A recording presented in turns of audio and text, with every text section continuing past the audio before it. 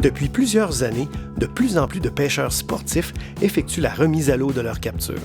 Seulement, l'efficacité de cette pratique repose sur la présomption que le poisson gracier va survivre pour grandir et se reproduire. En effet, certaines techniques ou engins permis peuvent avoir un impact important sur la survie des poissons relâchés. Mais, lesquels sont à prioriser afin de maximiser le taux de survie lors de la remise à l'eau?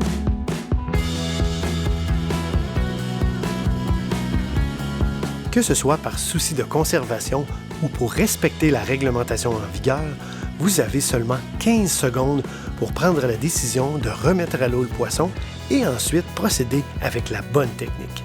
C'est pour cette raison que le plus important est d'avoir l'ensemble de vos outils à portée de main. La disposition stratégique de votre appareil photo, de votre épuisette ou de vos pinces auront une incidence directe sur la survie de vos prises. Ne les placez pas au fond de votre sac ou de l'autre côté de l'embarcation. Il existe une variété d'outils et de techniques conçus et utilisés afin de minimiser les effets de la remise à l'eau sur les poissons. Aujourd'hui, nous allons vous proposer 3 outils et techniques qui ont un impact significatif sur les chances de survie des poissons graciers.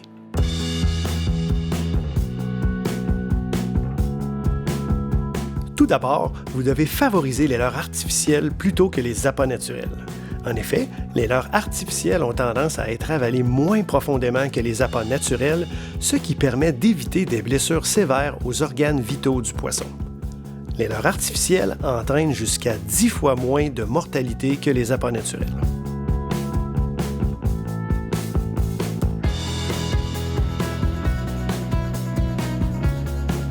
Les hameçons circulaires permettent de limiter les hameçonnages profonds. Il faut cependant adapter notre technique de pêche car leur utilisation est souvent moins connue et ils peuvent être mal utilisés. Contrairement aux hameçons traditionnels de type J ou au trépied, la forme de l'hameçon circulaire fait en sorte que même lorsqu'il est avalé profondément par le poisson, il va ressortir et venir s'agripper 9 fois sur 10 sur le bord de la bouche, occasionnant moins de blessures et moins de saignements. Les hameçons circulaires peuvent être utilisés tout autant avec des appâts naturels que des leurres artificielles. L'action des poissons nageurs n'est pas différente lorsque l'on remplace l'hameçon traditionnel par un hameçon circulaire. Ceci est un avantage important puisque ce changement n'aura pas d'incidence sur sa fonction qui est de leurrer les poissons.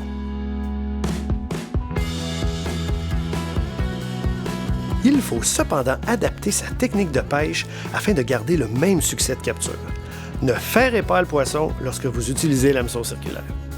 En ferrant, l'hameçon pourrait ressortir trop rapidement sans s'agripper à la prise. Gardez plutôt une tension constante en moulinant régulièrement. Une fois le poisson ramené et à portée de main, retirez l'hameçon en prenant sa hampe avec les pinces et appliquez un mouvement circulaire avec votre poignet.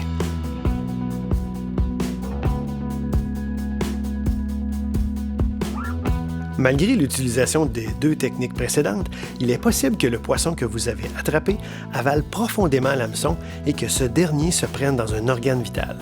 Dans ces circonstances, plutôt que d'essayer d'enlever l'hameçon, vous devez plutôt couper le fil. Cette opération permet de diminuer les blessures et les saignements et augmente significativement les chances de survie du poisson.